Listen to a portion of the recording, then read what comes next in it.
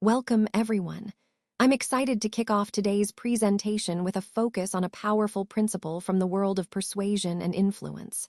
On this first slide, you'll see the title, Seem Dumber Than Your Mark, and the subtitle, Play a Sucker to Catch a Sucker, which is Law 21.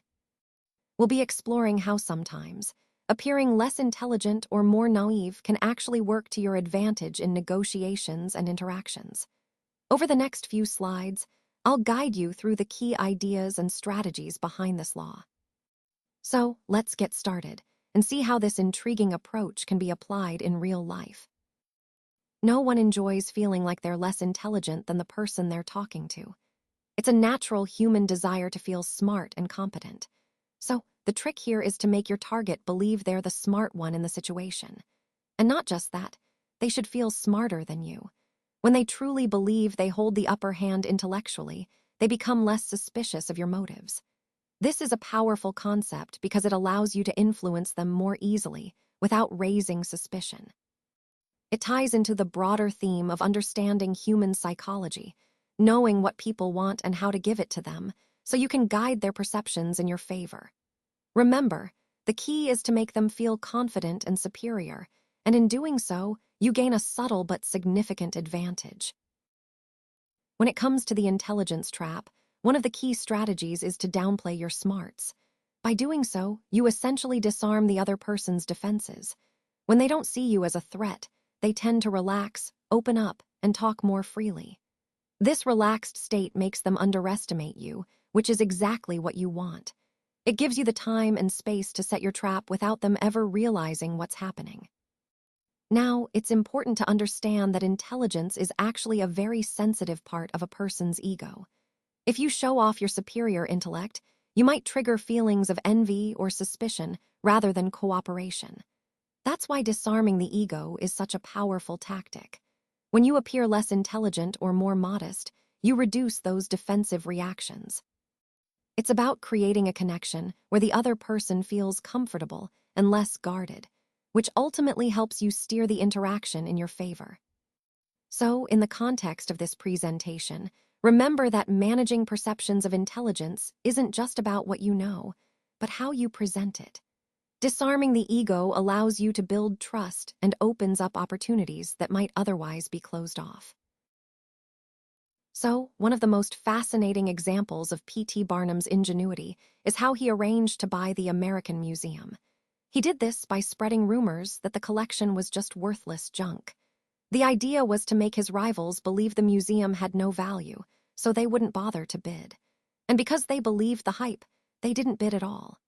Barnum then swooped in and bought it for just pennies.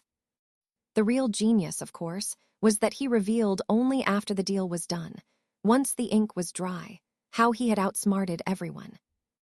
This approach shows how Barnum often appeared naive on the surface, but really, he was playing a clever game of strategy. He would set up situations where his partners thought they were getting the better of him, but in reality, he was the one controlling the outcome. This story perfectly ties into the overall theme of Barnum's business style, using deception, cleverness, and psychological tactics to his advantage. It's a reminder that sometimes, what looks like naivety is actually a calculated move. On this slide, we're looking at Socrates and his unique way of engaging with people. When he encountered someone who thought they knew a lot, they would often explain their views at length, perhaps feeling flattered by Socrates' apparent ignorance. But here's the interesting part. Socrates would then use their own logic against them. He would point out contradictions, revealing gaps in their reasoning. By playing the fool, Socrates was actually exposing their ignorance, especially among the powerful or the supposed experts of his time. Now, it's important to remember that Socrates considered himself the wisest man in Athens because he claimed to know nothing. Instead of having all the answers, he walked around asking simple, straightforward questions to those who thought they did. This method, known as Socratic irony, was a clever way to challenge assumptions and encourage deeper thinking. So, the key takeaway here is how Socrates used humility and irony as tools to uncover truth. His approach wasn't confrontational, but rather a method of dialogue that shed light on the real level of understanding, highlighting that sometimes Admitting what we don't know is the first step toward true wisdom. This method connects to our overall theme by demonstrating how questioning and humility can lead to greater insight and challenge accepted beliefs. Let's talk about the keys to power, starting with the idea that your apparent stupidity can actually be a Trojan horse. What I mean is, by appearing to be less intelligent or less aware than you really are, you can gain access to a target's fortress without raising suspicion. Once inside, you have the freedom to act at will, to observe, to gather information, or to influence from within. It's about using perceived weakness as a strategic advantage. Next, we have the Trojan horse itself. The goal here is to make your target feel like they're the genius in the room. When someone's ego is inflated, they tend to overestimate their own abilities and overlook the threat you might pose. Their confidence blinds them to your true intentions.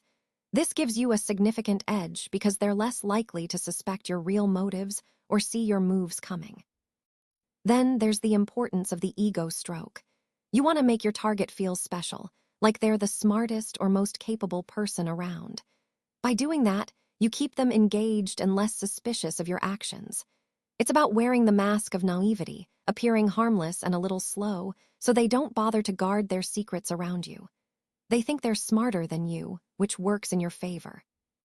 Overall, these keys, using apparent stupidity, flattering their ego, and appearing innocent, are about controlling perceptions. They help you enter their world unchallenged, giving you the upper hand to navigate and influence from within. It's a subtle but powerful approach in gaining and maintaining influence. When you're in a position of weakness, it can actually be strategic to reveal your intelligence or even pretend to be more knowledgeable than you really are. Sometimes, this can scare off a potential predator or someone with harmful intentions. But here's the interesting part. In the world of seduction and manipulation, the fool's mask, showing that you're not a threat, is often more effective. It makes you less of a target and more unpredictable. Now, there's one key exception to this approach. When you truly want to deter an attack or defend yourself, showing your teeth, literally or metaphorically, can be a powerful move.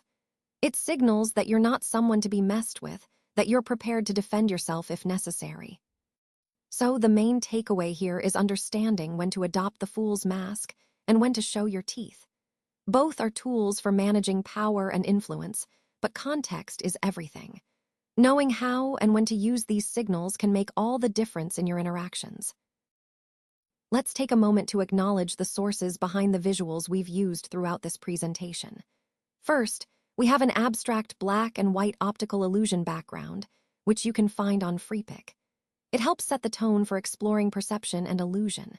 Next, there's an image from iStock of a fierce black wolf, symbolizing strength and the primal instincts that often influence our decision-making. Moving on, we see a powerful depiction of Socrates' death from Aeon Media, reminding us of the importance of philosophical inquiry and the pursuit of truth. Then, there's a historic photo of P.T. Barnum from Wikipedia, representing the art of entertainment and the power of perception in shaping reality. We also included an image of a magician performing a card trick from Freepik, illustrating the theme of illusion and deception. Lastly, from ArtStation, we have an image of a book cover, which ties into storytelling and the narrative we craft around these concepts. All these sources contribute to the overall theme of perception, illusion, and the ways we interpret reality. They serve as visual anchors for the ideas we've discussed and remind us of the diverse influences that shape our understanding. Thank you to these creators for making these images available to enhance our exploration of these fascinating topics.